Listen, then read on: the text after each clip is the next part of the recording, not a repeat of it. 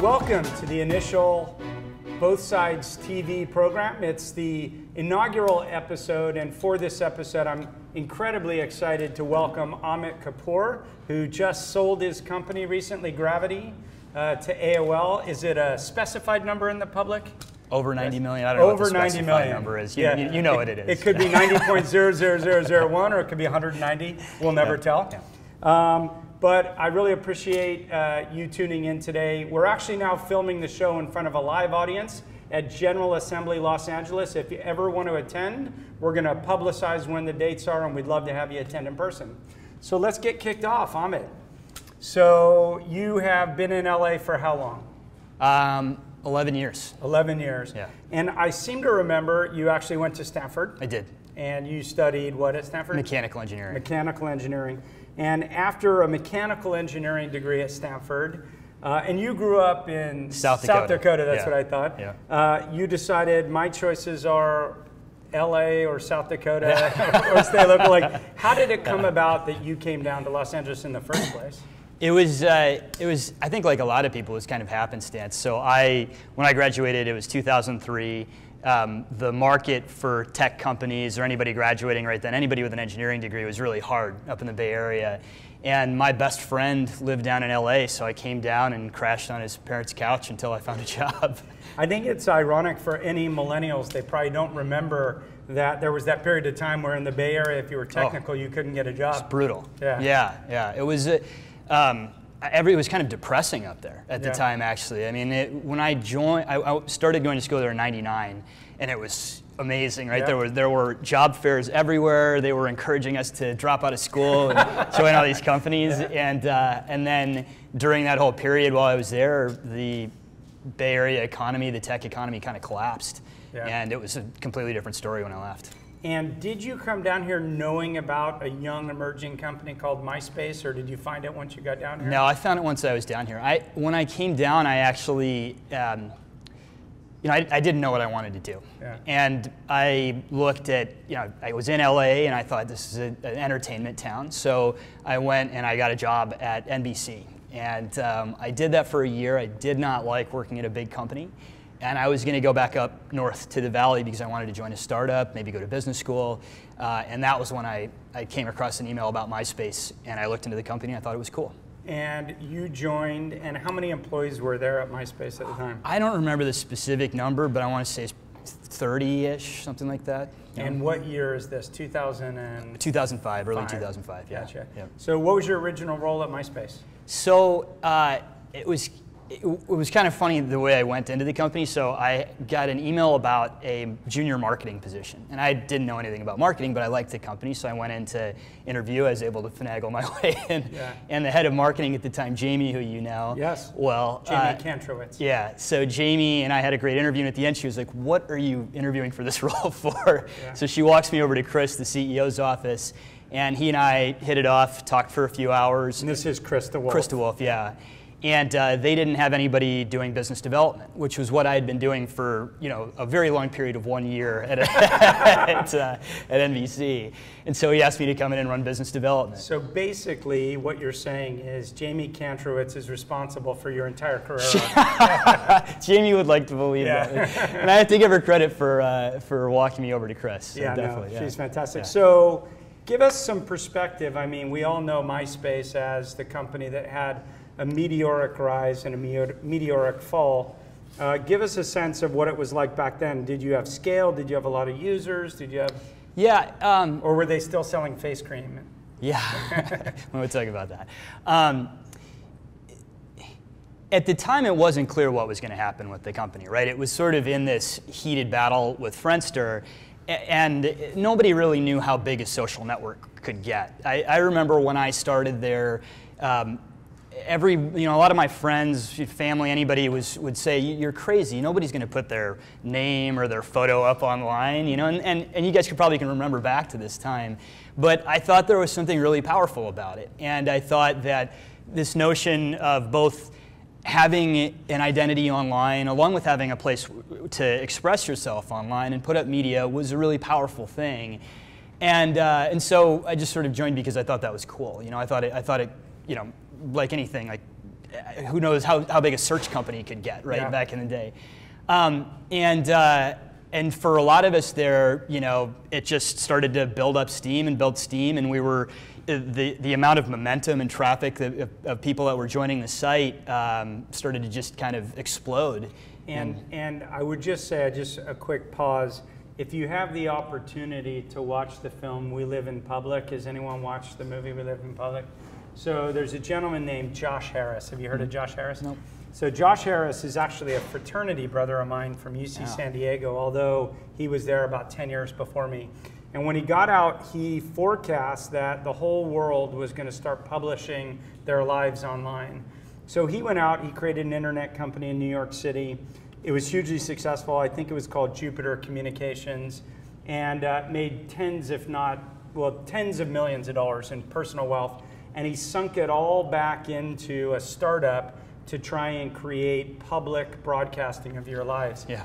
And he forecast not only social media, but YouTube, Vine, all the things that we now take for granted. And I think it's just worth pointing out, because often when people talk about these really forward-thinking concepts, like maybe today virtual reality, right, and trying to imagine a world in which we don't fly because it feels like you and I are next to each other, but we're not, could be pretty profound about how we communicate in the future. But anyway, I just thought I'd recommend that to people. Now, when did you know MySpace was really arcing up? Because Friendster, if I'm not mistaken, their problem was they were really slow, because they had complex database queries, and because they tied you to a real identity. In MySpace, you could be anything, right?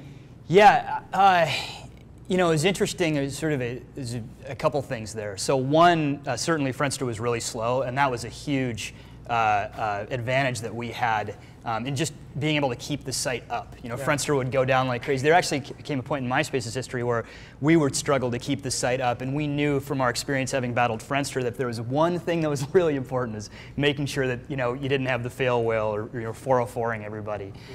But the other aspect, Friendster was tied to more of a real identity. MySpace was this expressive persona, and I think when you think about how we kind of became comfortable putting ourselves online, MySpace was a step down that path, right? Like, you were a lot more comfortable putting up this pseudo-identity of yours where you could express yourself. It was easy. It didn't have to have these family photos and yourself geotagged. And so it got you comfortable, having an online identity and presence. And then, with Facebook, which we'll talk about, I'm sure, in the future, they sort of took it down the path even further of resurfacing that real identity. Right, and people called it Fakester originally, didn't they?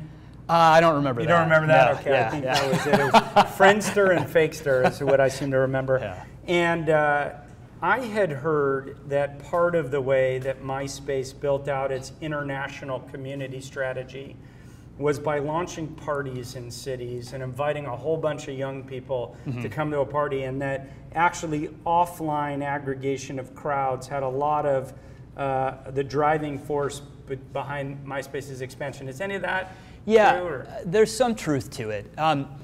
If you think about MySpace's growth early on, a lot of it was kind of culturally driven, right? Like, we had a huge music presence, for example. Actually, that was one of the things I did. I ran MySpace Music for a time.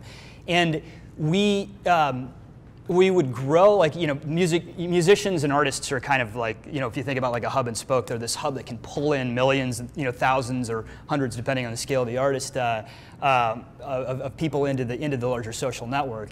And it kind of grew up with this sort of grassroots expansion.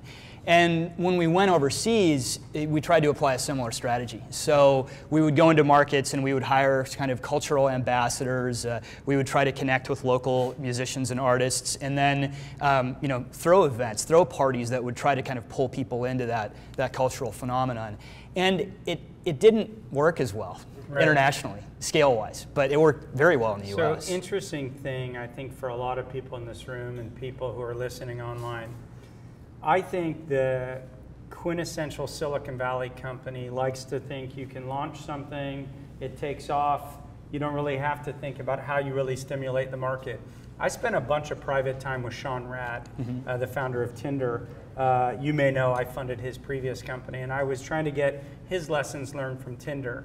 And it mirrors a lot of the stories that I heard from Travis Katz and from Jamie Kantrowitz and other people about MySpace and these social events. So Tinder told me that the way they expanded to new markets was almost by velvet rope, which was go to, let's say, Caracas, or you go to Buenos Aires, and you would find the top 50 influencers in town, and then you'd have a private party where they could each invite only 5 people. And in order to come to the party, you actually had to have Tinder downloaded on your phone. So in that way, they got like 250 to 500 of the most influential people in any city with Tinder on their phone, using it, talking about it.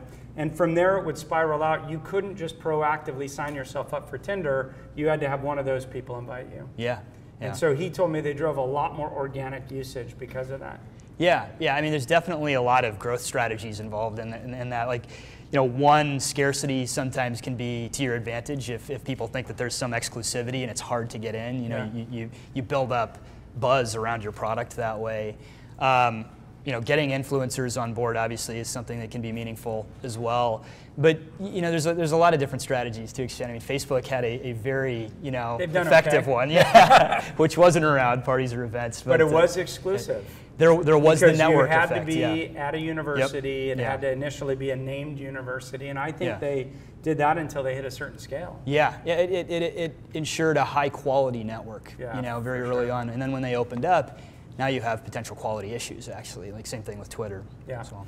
Now, you did biz dev, you ran MySpace Music, and then you eventually found yourself in a quite senior role in the company. Why don't you talk about the journey to get there, what that role was, and what it was like? So when I started, I was running business development, which at the time, I mean, I think for a lot of you guys that are at startups, your role means many things in the company. You're always doing many different things. For me, I was the guy, whenever there was a business deal, something that was more complex than just a sales deal, I would get brought in and I would help figure it out and get the deal done. I did a lot of partnerships for the company. I did a lot of our biggest sales deals and made the company a bunch of money. I had great relationships with everybody. And a little bit after the News Corp acquisition, I was thinking about leaving to go start a new company or do something different. And Chris DeWolf, the CEO, you know, I was always very close to him. He was a mentor of mine. And I told him, and he at the time asked me to come on as a COO. And so that was the number 2 role at the company. I was 25 or 6, and I couldn't turn that down, so I stayed for another year. I can imagine. Yeah. And the COO role, as it was at MySpace, how many employees did they have by that time? Roughly how many end users, to your memory? So the company was, I think, a little over 2,000 employees. End users, we probably were approaching, if not greater than 100 million. And my groups, I think I had, you know, 800-900 people under me in my different departments that I ran. So small team. Yep. And in terms of how you organize your daily work, did your job mostly consist of putting out fires, or was it team leadership, or was it thinking about revenue? Or so I took quite a bit of my approach to management from how Chris approached management, which was hire an incredible team underneath you of people that are much more capable than you at what they're doing, much better at you than what they're doing, and you can kind of step back and focus on the things that were strategically kind of the priority and of utmost importance at the time. And so I brought on guys like Jason Oberfest, for example. So Jason took over business development for me. Tish Whitcraft. She ran global customer support for Yahoo, and so I brought her on to run customer support for us. So people like that, when you have people in those roles, I didn't have to, I'm not a micromanager by any means. I didn't have to do much besides work with them and figure out what the right strategy was that aligned with the larger company strategy, and then help them solve problems. And then I could focus on what I found either the most fun or what was the biggest priority for the company at the time. And without a detailed psychoanalysis, what do you think are the 2 or 3 missteps of MySpace? Why didn't MySpace become Facebook? Well, I don't, it's really, to paraphrase, Ben Horowitz has a quote that he says, there's no silver bullet, it's a bunch of lead bullets, when he's talking about success in that case. But I think the same thing here, there's no silver bullet that kind of killed MySpace, it was a bunch of lead bullets. And some of those, to me, one of the biggest ones was a prioritization of short-term revenue over product innovation. And so once we joined News Corp, I think this is a standard sort of pitfall of any public company. You are judged by these quarterly objectives, right? Of how are the company's revenues growing this quarter, the next quarter. And so we started to get these quarterly goals that were based on constant, continuous revenue growth. And when you want to innovate, sometimes you have to be willing to sacrifice short-term revenue for long-term gains. And so examples could be things like, I don't know if you remember, when you would send a message on MySpace, there were literally 5 to 8 steps, I don't remember the exact number, before you could actually get that message sent. Well, at the same time, Facebook, applied Ajax, and you'd click a button and you'd send the message. Everything would happen on one interface. But the reason that was done was to create more page views, for more ad impressions, to one, juice up the overall revenues on the site, also to fulfill page view guarantees that we had with other partners. Right. So it hurt the user experience, right. And in time, people are going to. So there are times a trade-off between revenue and usability. Yeah. And revenue, when it doesn't come at the expense of user interaction, not so bad. Yep. When it creates a more hostile user experience, you're vulnerable, I guess. It's absolutely true. I think one way to think about it is not creating friction in the user experience, right? Like the best consumer internet companies are ones that, if you look at how Google monetizes their page, there's no friction in the sponsored link with the organic results. In fact, the sponsored link is one that you might want to click on because it's what you're searching for, right? So I'd say that, that's definitely one big point. Another thing, I think, there was some culture clash with News Corp, right? And I think there's enough distance between that event that I could talk about it a little more openly. But News Corp's a very big, very successful company, but they've got these very traditional models for how they operate. I mean, it was a newspaper company to start with. And here we were a very fast-paced internet company. I mean, we're kids wearing jeans and T-shirts. Not necessarily all kids, but this was our culture was move fast. Break things. Innovate. Push boundaries. Not let's create a deck and go through a budget approval process and try to get a sense for what's the ROI on building this new photo product. You can't do that. Now, if I talk about ecosystems. MySpace was fairly open initially. Many people don't know, but the rise of YouTube happened more on MySpace than on Facebook. 100%, yeah. The rise of Flickr and what was the one you guys eventually bought? PhotoBucket. PhotoBucket. Yeah. And from what I heard from pretty reliable sources, Rupert tried to buy YouTube. He wasn't able to because Fox didn't have the currency in terms of share price that YouTube did, and in terms that Google did, and I think Google paid $1.65 billion for it. And Rupert then said, "I'm not going to create any more internet like millionaires on the back of MySpace." And from what I'm told, there was a movement to try and shut down the platform services of MySpace. And that juxtaposed at Facebook in 2008 with their F8 conference, which was all about an open platform, which they then took away. But any truth to that, or you didn't see any of that kind of? Well, I can't comment on specifics of the strategy. Not specifics on Rupert, but do you think closed platform, open platform back then? Well, played any role? I remember there were a lot of contentious debates that we had, closed platform, open platform, and it's interesting. You see successful examples of both, in technology, and then you see, companies that fell apart because of the strategy that they took. So, Apple very successful, closed system, now a bit more open, but not as open as the broader internet. Facebook the same way, a bit closed, a little bit open. Like they've seemed to have found a bit of balance. It feels like the arc of most successful tech firms these days is start open so everybody loves you. Yeah. Gain just enough critical mass and momentum that users are going to stay with you, and then shut down and squash everybody out of the ecosystem. I mean, it's kind of Facebook, it's kind of Twitter. It's at the same time, to their credit, it's difficult to find the right balance because if you go so open that your platform can get spammed, it actually hurts the core user experience. Sure. So, there certainly was a lot of debate internally over how do we create the right kind of incentives for developers to want to develop on MySpace, yet at the same time not, one, lose out on big business opportunities that we might want to get involved in, and two, hurt the user experience because it's so open that the site's gotten too spammed and is overrun by sparkly slideshows and things like that. So. As we go through, I'm going to shift pretty soon to talking about Gravity, the next place that you worked. You found it. If you have MySpace questions that you want to know, feel free to raise your hand. I'll do my best to spot you. Otherwise, I'll just plow through. But yeah. For your international rollout, so what was effective, right? The cultural ambassadors and musicians reaching out to them, wasn't it? So the question is, what in international worked if the music and cultural ambassadors didn't?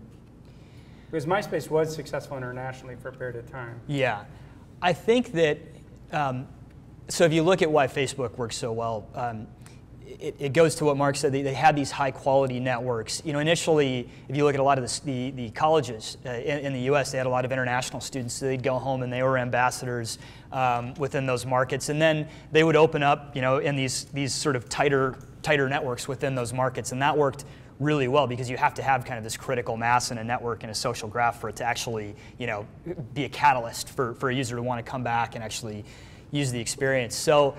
I think there's also, again, it's one of these, like, there's no silver bullet, there were a bunch of lead bullets. Like, there were things that we could have done better and faster. One of the ways oftentimes networks grow is by taking advantage of existing graphs and channels for reaching people really quickly. So we had a broken address book importer for a very long time, which is kind of a silly thing to say, but it actually had a really detrimental effect because every time somebody signed up, your broken address book importer failed to take advantage of the hundreds of people within that person's network in order to create, and stimulate more of a graph. So, I think that we could have taken an approach that would have been more based on building out the product for, kind of creating those networks more effectively rather than trying to do it through events and through sort of, the cultural phenomenon that worked in the US. So maybe product more than like cultural events. Exactly. In 2009, you decided to leave, right? Yes. Yeah. And I don't know, MySpace was still a big deal back then. How does one come to the conclusion at 26, 27 to quit COO role of a major company that it wasn't clear that it was going to go through decline? Yeah. And how did you communicate that without getting punched? It was sort of the frame of mind that I was in at the time. It certainly would have been safe to stay. I also had opportunities to go join other large internet companies in a senior role, and that would have been a safe role. I mean, some of these companies went public, and I would have done very well. But I wanted to prove to myself that I could do it. Build a company out of nothing, and so it was kind of just a personal journey that I wanted to go on. And at the time, also, my two co-founders are Jim Benedetto, Steve Pearman. We had worked together for a very long time at MySpace. When we first joined, we were each basically the lieutenant to each one of the founders. So I was kind of Chris's lieutenant, Steve was the first product manager, so he's Tom's lieutenant, and Jim was Aber, the CTO's lieutenant. And so they all at the same time lost their number two, and when those pillars came out, the whole thing crashed. No, no, I'm teasing. But how did you come up with the idea for Gravity? I'll get you off the hook. Well, so we knew that we wanted to work together. We knew we wanted to start a company together for a while, and so we didn't want to just start another social network. We wanted to try to do something different. Try to actually think about what was the next big thing. And to us, when we thought about, okay, so what makes social so powerful? What makes Facebook so powerful? And MySpace at the time, it was this social graph, this underlying organization, ability to organize data and information based on the person that's sharing it. And to us, that basically served as a proxy for your interests. Like you have friends that sometimes share common interests with you, sometimes they don't. And when they don't, that's the noise that you get in your streams, right? So to us, when we thought about it, we thought about what's going to happen after the social graph. And we had this notion that if you could identify a person's interests, not who are they attached to, but what are they attached to, at a very granular level, then you could take anything on the internet, the entire internet itself, and organize it just for that person. You could connect them with people that share common interests with them, not just people that they may have a shared experience with. You could connect them with commerce items that they will be interested in based on their graph as well. So we really had this very abstract concept of an interest graph, right. And we thought it was really powerful, and so we wanted to go and try to. So you were able to start with $10 million. So one of the huge benefits of achieving that success gives you the ability to start with a lot of capital. Yep.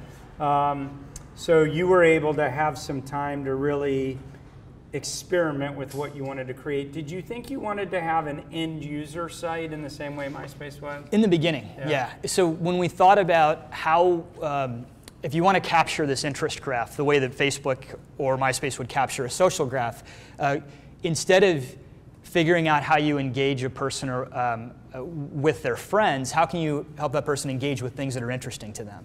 And so we had a notion of, the place that people do that online for the most part right now, I mean, historically, it was in message boards and forums. And we thought that environment was ripe for disruption. And in a way, I still think that it is. Yeah. So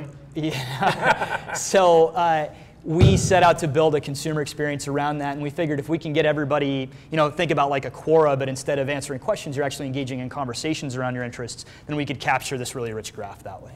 I mean, is there any analogy with what Chris Dixon tried to do at Hunch?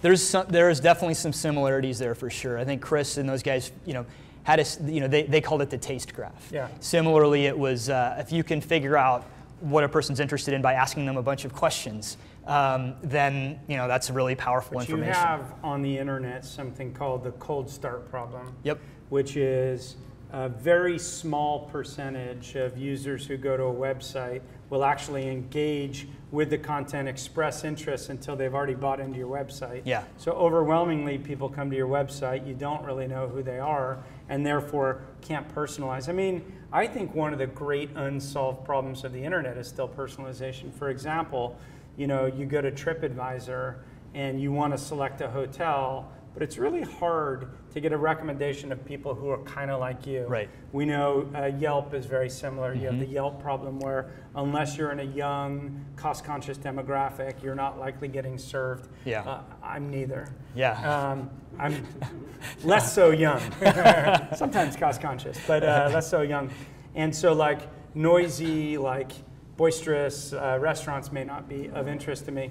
But I know there's been a number of them like Ness and Soch and a number of mobile ones trying to solve this problem. No one seems to have solved it. And even when I think about some of your second wave vision of personalizing news sites, I still go to the New York Times or the Wall Street Journal and I still see the same shitty news that everybody else does, even though it's digital, not physical. Why is that? I think that it's inevitable that we get to a place where your experiences are highly personalized to you and your interests. it's a matter of the systems themselves being smart enough to be able to, one, capture enough data on you to have a really comprehensive picture of who you are, what your interests are, and then two, be able to apply it in real time with massive amounts of options, so that it is a really rich, high quality, relevant experience. Where you ended up at Gravity was less about a consumer expressing explicit preferences to you per se, Yep. but you collecting information on the web somewhat implicitly. Some of it was explicit, Sure. but not explicit Oh, the to vast you. majority is implicit. Yeah, so Yeah. sharing and how long I read a site and what Yep. I click on. And Yeah. so talk about how you came to that realization and how you balance the privacy concerns of individuals with the benefit that I get from you having all this information. Okay, two big questions. Yeah. So the first one, how we got there, as with, I think, the vast majority of startups, you have constant sort of twists and curves along the way. And to us, we still had this grand vision of this interest graph, this notion of if we can identify a person's interests, then we can create these amazing experiences for them. So how we got that data, we shifted away from a consumer experience and started to realize that if we can actually look implicitly at the content that you're interacting with, the stories you're reading, the videos you're playing, the stuff that you're sharing, we can build a much better graph than we could off of just the siloed data on an individual website. And so that's when we kind of moved away from the building a consumer experience into, well, let's actually be more like infrastructure for other websites to personalize their experiences. And in doing so, we can capture the data on your sports interests on a sports site like ESPN, your finance interests on a finance site like the Wall Street Journal, so on, and aggregate all that information so that we get this really rich, holistic picture of who you are and what you're interested in. And you didn't per se have ESPN's consent to track the information on ESPN? No, you have to be a partner of ours in order for us to be able to track the user through the site. Okay. But we have a lot of very big partners right now, as you know. Yes. And I should have disclosed I wasn't withholding it, but I was an investor in Gravity, so we work together. Yes. So that's how we kind of came to the sense of wanting to capture implicit data and wanting to realize that vision that you talked about earlier of you shouldn't go to a website and have it be the same generic experience that everybody else gets. It should understand you, it should adapt you, it should learn from you, it should get better in time. And I think that we are on the cusp of making that happen. There is this sort of inflection point that's happening right now where you are going to start to see sites get smarter and smarter, and Gravity's going to be one of the companies driving that change. And I guess, one thing that struck me from our original conversations is that your interests markedly change over time. Mm-hmm. The example I often give is there's a period of time that you're interested in baby strollers, and it's a very short period of time. Yeah. And yet, so you've got to be able to track my interests over time. For example, elections. Mm-hmm. You might become suddenly very interested in Barack Obama or Mitt Romney, mm-hmm. but your life isn't probably defined by them. But for maybe 9 months it is. Yeah. So how did you deal with that? Yeah, it's a massive big data problem, and so we have an incredible engineering team that we hired to solve all of that. It very much that is a key aspect to what makes our system so great, is that you as a person are dynamic. Your interests are constantly changing, they're evolving, and so we can actually detect that, and we can look at it for you as an individual as well as at particular interests. So baby strollers is one of those interests that has a high propensity to have a half-life decay of X basically. Right. So did you have a taxonomy structure and then you knew certain characteristics of certain nodes in the taxonomy? Yeah, we actually have something bigger than a taxonomy. It's called an ontology. So a taxonomy is more of a rigid hierarchy of how things relate. So BMW is an automobile, which is a mode of transportation, et cetera. But we know that BMW is based in Germany. We know that it's people that like luxury items are also connected to BMW. There's all of these nodes that are attached to it that aren't directly structurally attached to it, and that's what makes an ontology. So that's a key part of our backend system. Right. So people interested in BMW may also be interested in Rolex or Mercedes or Beats by Dre or Exactly. Virgin Atlantic or whatever. Exactly, yeah. Then one of the questions you kind of asked was from a privacy standpoint, Yeah. so how did we think about that also? So, did users express concerns? Or? No, actually, so the way that we think about things, so one of the reasons that we think what we do is so important is that a lot of people will say, well, Facebook has a lot of data on you, and of course they have an incredible amount of data on you. But I think people sometimes, oftentimes, are fearful of how Facebook might use that personal data. And especially, it has to do with the fact that you use Facebook within a social context. Like, they've launched products historically where, whether it was Beacon or some of these other products where something that you might consider personal ends up getting shared in the feed, and you're shocked because of that. So to us, this notion of your social identity and your personal identity are actually very distinct things. So what we're trying to do with Gravity is actually build this personal identity that is safe, it's secure, it's only for you, it's only there to make your experience better. You and the NSA. Yeah, no dealings with the NSA that I know of. Yeah. And that's what makes it very valuable. And I think that kind of value exchange is very important with the user in getting them comfortable with that data actually being contributed into our system, is that you're going to get a better experience as a result of it. If you want to opt out, if you want to change your preferences, you're welcome to do that, but that just means you're going to get a substandard experience. Do you have examples today of where your technology is being used to provide me a better content experience as opposed to a better ad experience? Oh, yeah. Or is that stuff that's coming in the future? No, the vast majority of our partnerships are content experiences. Are there any you can talk about? Yeah, Just of course. I mean, the biggest ones are the AOL properties, right? So we're live on, the Huffington Post and TechCrunch and Engadget and so if I AOL.com. go to TechCrunch today, the content that I see may be different than the content you see or these people see? Yep, it is. It is, right now. not just the ads.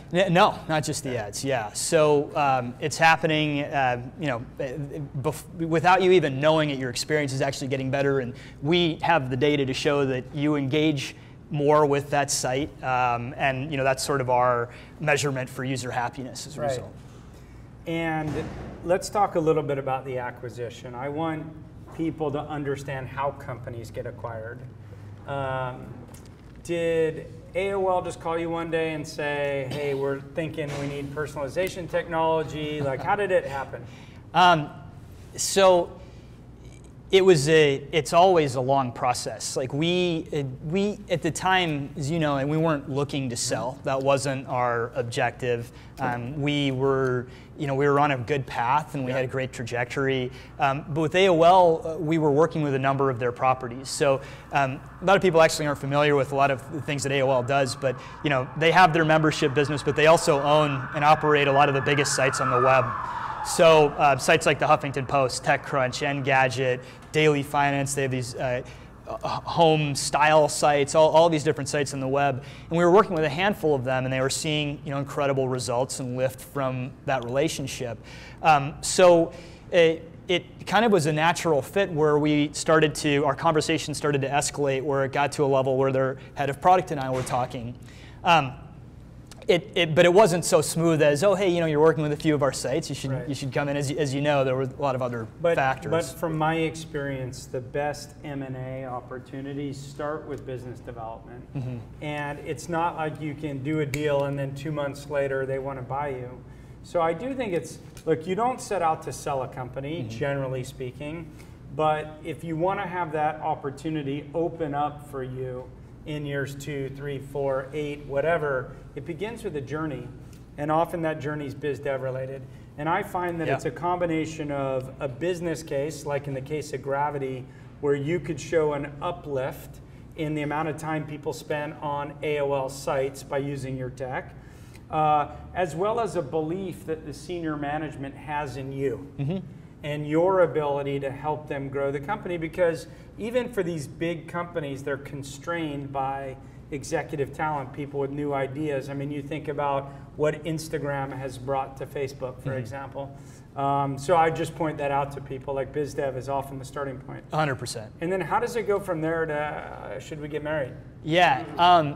Well, there's a lot of boxes that need to get checked along the way, Yeah. right? And I think, you raised some really good points. So, the biz-dev relationship definitely was a very strong indicator that this could be a good relationship. But you also have to make sure that there's a good cultural fit, right? That like, if they're going to bring this company in, are we all going to get along really well so this thing's going to work? Because if we don't, then, if there's too much clash, like, there was a fair amount of clash with News Corp Myspace, for example, that it might not work out as well. And that happens quite often with companies, right? And another factor is, big companies like AOL have opportunities to buy pretty much anything that they want to, but are you strategically aligned with the vision that they've laid out? And so they may have 3 big initiatives for the next year, and if you happen to be one of those initiatives, I mean, that's a very important thing for the acquisition to really go through, because they may have a lot of great they do have a lot of great opportunities of companies that they could buy, but you need to make sure you make the right decisions. It's interesting. Is it Luke Beatty? Is that Luke Beatty? Luke Beatty. Yeah. So he runs product at AOL. I often tell people there's different types of acquisitions. There's a product acquisition. There's a revenue acquisition, and a lot of people think the right place in a company to start with is corporate development, because corporate development are the people who do the acquisition. And in some companies, corporate development is the right department, but it's actually seldom the case. Yeah, I think for the most part, it's corporate development might facilitate a networking connection. Yeah, it's almost like the lawyer, when you want to do a commercial deal, you have to get the business unit on board to buy your product, and then a lawyer has to get involved, and if it's a big company, they'll have procurement get involved to break your kneecap a little bit, and the lawyers want to like throw out indemnity clauses that you struggle to understand. But I think M&A works very similarly. So finding product people, understanding what the white space is in their product plans, and then they're making a very classic build versus buy decision, which is, do we have the resources? Do we have the money? Do we have the knowledge to build in this area? And if not, should we purchase someone? And you've got to be a good fit for someone's white space. Absolutely. And it helps if you fit the white space of more than one company. Yes, yeah. If you only have one buyer, good luck. It's true, very true. So without naming names, we had multiple people interested in buying Gravity. Yeah. What drove your decision to sell to AOL? There were a bunch of reasons, as you know. I think one of them is we were kind of at a time where we were evaluating a couple companies as potentially being acquired by them. We were also looking ahead to the next stage of the company would be going out and raising another round of funding, and so we were in the same sort of sell versus build kind of evaluation. And the other company we were looking at, one, the culture wasn't exactly right for us. And two, they had a little bit less white space, to use your term, in the area that we would focus on. And so with AOL, we had a very strong cultural fit. First, I guess, we had the right terms, right? Like, this was a deal financially that made sense to all of us, to our investors, to our employees would do well. So that box was checked. And then, culturally, they're a great company. They let us run standalone and autonomous. We get to stay in Santa Monica. They encourage us to keep surfing every morning before work. Like, we had a good deal there. And then the other aspect is that they didn't have anybody working on personalization. Yet they had this huge, all these huge sites that to us represented this opportunity to realize this vision that we had for very long, in a very big way, taking on a very key role in the company. And it had the potential to be very fulfilling, and very fulfilling on by maintaining the culture that we always had that let us work so well together. Well, to any potential buyers watching this show, I will tell you my own experience from watching you with AOL and other unnamed parties. AOL moved fast. They honored their commitments to meetings and analysis they said they were going to do. They understood that one of your buyer values was to stay in LA and to build the company in LA. And so they like understood your buyer criteria and met them, or your seller criteria. And I see all too often corporate acquisitions take way too long to build internal consensus to buy. Yeah. And you just lose steam as a seller. If you don't need to sell, you just move on. I mean, if you look at least Mark Zuckerberg, you could fault him or credit him with his M&A, but like when he decides he wants something, he goes and gets it. Yeah, and I think in general, whether it's with an acquisition, a fundraise,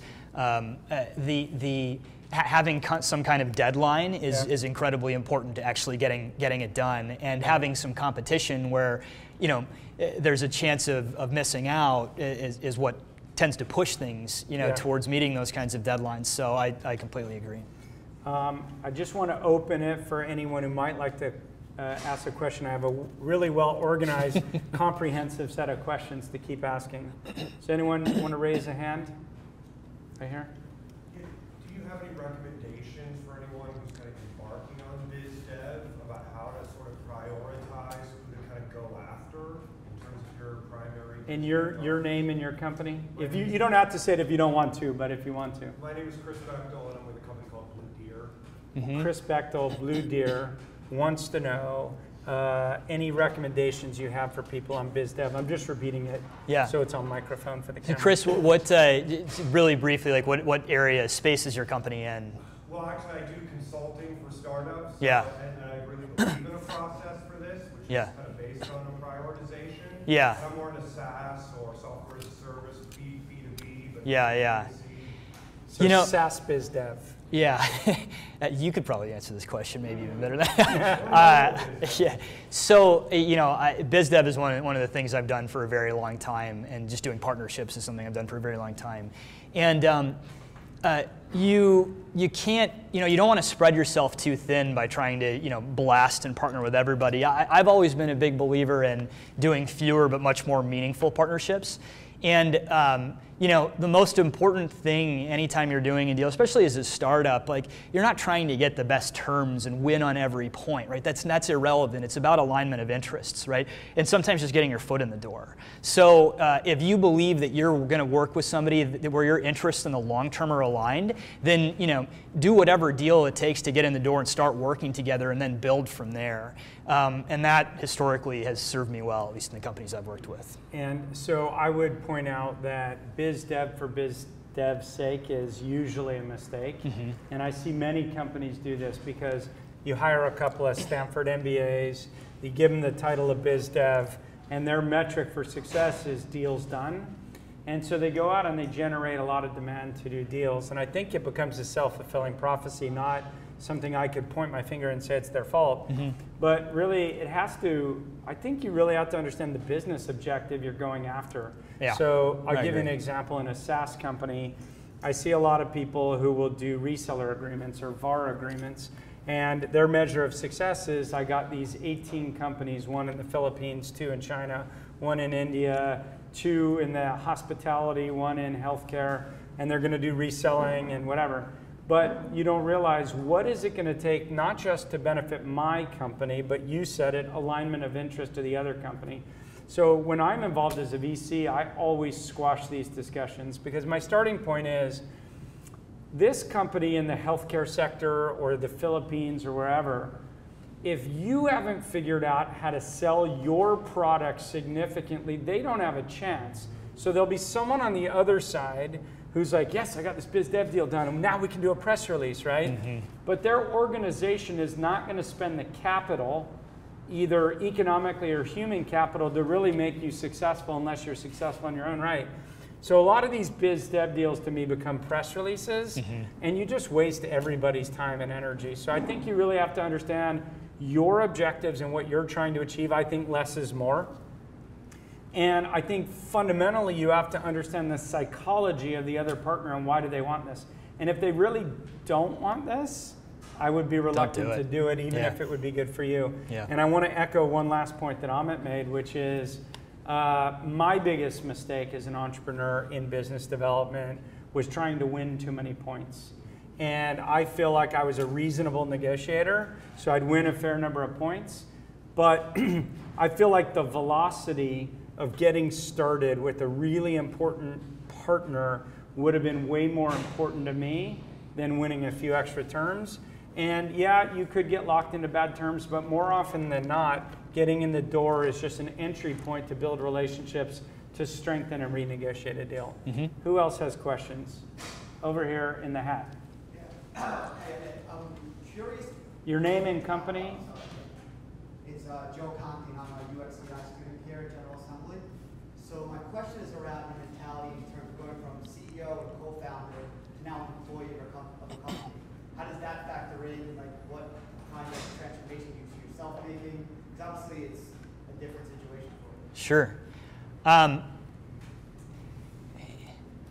It's, you know, the cool thing with AOL, the way it's worked out so far, is that what I'm doing is not that much different. Still, we're out here kind of on our own in Santa Monica. We've got a standalone unit. We have clear objectives that we're trying to hit, and we get to run our team, as if it were, a standalone company, trying to hit those objectives. So it hasn't been that big of a difference. I mean, I think certainly there are aspects where there are, you've got certain horizontal functions across the company that are taken over, like, more HR and finance and things like that, that involved a little bit of extra work or different work than when you were just doing it and figuring it out on your own.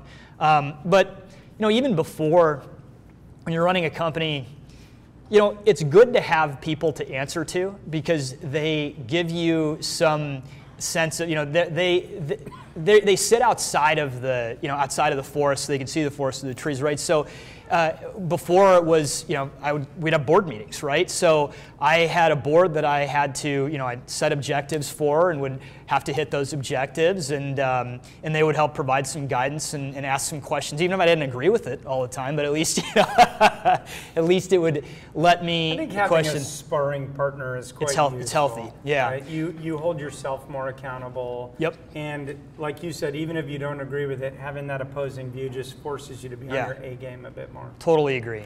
And so in this case, the people that I answer to now are the senior execs at AOL. So it's really good so far. I'm enjoying it. Any other questions from the audience? Okay, so I want to talk a little bit about LA. Do you feel like there are limitations in LA of your ability to hire world-class engineers or product managers? Where are the gaps? How do you fill the gaps? So when we left Myspace and started Gravity, we knew that we were going to have to, we wanted to build a world-class engineering team. Like Steve and Jim and I are all technologists at heart, and we wanted it to be a technology-first company. And we had concerns around that early on. Like, could we, maybe we could hire, a handful of people, but could we scale that? And I think, I think it's pretty clear that you can scale a high-tech company in LA, right? Like we've got, in our company, we have about 50 people, a majority of which are engineering and product, and they are incredible people. There isn't a Facebook or Google in LA yet. And so, I do wonder, like, can you cross that chasm of going from a mid-sized company to a really large engineering company in LA? Historically, there have been some big engineering companies in LA, specifically around the aerospace, right? And so I think it's certainly possible. I mean, even there are other epicenters with large companies like Seattle with, Washington with Amazon and Microsoft. So it's possible to do that. And I think that, LA is kind of really starting to come into form right now too. There's been a number of exits. There's been a lot of activity lately. And I think it's really sort of exposing us to the fact that there is all of this great technology talent within all of these companies. And it may not have the density and scale of the Valley. It's never going to be the Valley, but it can be a very strong technology presence in the US, I think. Now, just a couple more questions and we'll wrap. What mistakes did you make along the way, whether MySpace, Gravity, now at AOL, that you could look back and say, I wish I'd done X differently, that you could give advice to people coming behind? I should have started a disappearing photo company. So that's a good question.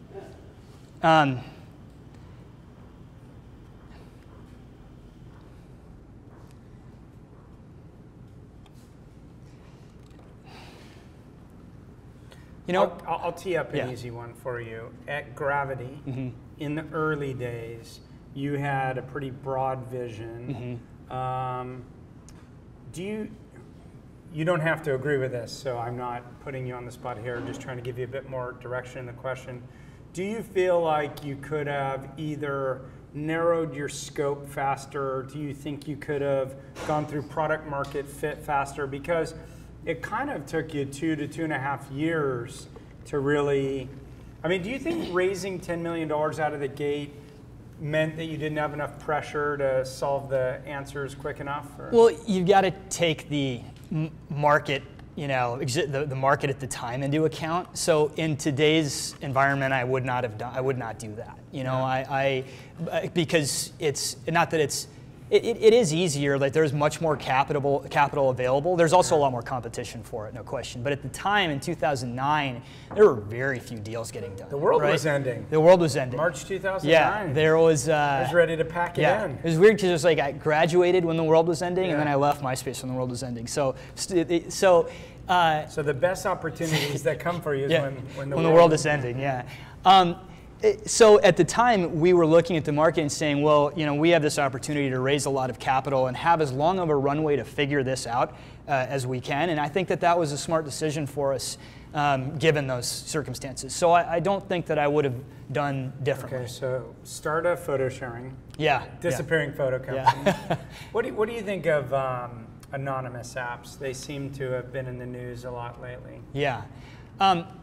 You know, I think one of the things is I think back to, you know, now that MySpace is sort of gone, right? Like, I mean, it still operates. Justin Timberlake's doing something around it, and no, but I don't know. There's better than Justin Bieber. Yeah, no, I know there's some folks that bought it. I'm not close with it anymore, but I do think that the notion of a place to express yourself online is still, you can do it to a certain degree on Twitter, to a certain degree on Tumblr. But I mean, the anonymous apps like Secret and Whisper. I know what you're saying, yeah. Okay. But the reason one of the reasons I think that what they're doing touches a really interesting nerve is that you can express yourself in a really interesting way that you're not, you know, held back, which I think is a really powerful thing. Is it a pushback from the, you know, you had Friendster where you had to be yourself, MySpace where you could be hidden a little bit and experiment, back to Facebook where you had to be yourself? Is it just the natural pendulum pulling back? Yeah, it could be. I think that maybe we will, there's no question that to me that we will always have a real identity online now. Now we may have multiple identities, right? And so I think, you know, and we do, like we have a work identity on LinkedIn, we have a social identity on Facebook.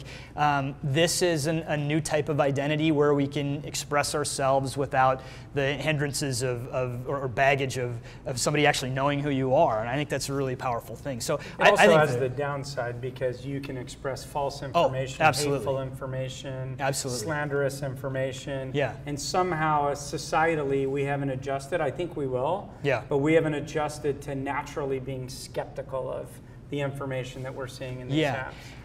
It's not that far from, I mean, in a way, psychologically to how you behave in a chat room or how you'd behave in a forum or message board, right? So, but it's you know, mobilely enabled. It's a beautiful interface. And it gives you the patina of knowing who this person is because it says it's a friend or a friend of a friend, and it sort of feels like very intriguing in that sense. Yeah. Yeah, because when I had something bad written about me on Secret, which is inevitable, not just because I'm a bad person, but as a fairly open, opinionated venture capitalist. And what someone pointed out is this was, oh my God, this is a friend of Mark Suster. Yeah. But I'm in my contacts is anyone I've ever met at a conference, at anyone. So by definition, friend for me is like 20,000 people. Probably 12,000 of which I don't even know if I saw them in person. But it creates this patina of it being a friend. I mean, my argument to the anonymous apps was you needed authority overlaid on it so that someone can't just say, I saw Amit Kapur drunk and passed out, licking barf off the ground in Santa Monica. Wow. I don't know how my mind went there. That's pretty extreme. But if someone with a high degree of authority, as measured by some level of past engagement, says that, versus someone who might just be a complete troll says that, then at least that information has some authority to it. It's kind of like when you leave a review on Amazon. Having some credibility and authority. And I think these systems need to build that sense of authority. And so I do want to say, as I bring this to a close, for those of you who don't know, I travel a lot. I meet a lot of people in the tech sector. I have a lot of relationships with big companies and small. And universally, perhaps the most liked person that I've come across is Amit. And universally loved. But I think it's really been wonderful. And not just seeing the community reaction to you, both in your business development, when you got your company sold, but the employees and people who work with you, because I talk to a lot of them about the company. So I just want to thank you for being an important part of the LA community. I appreciate that. And very specifically for coming on the show today. So thank you. Thank you. That was great.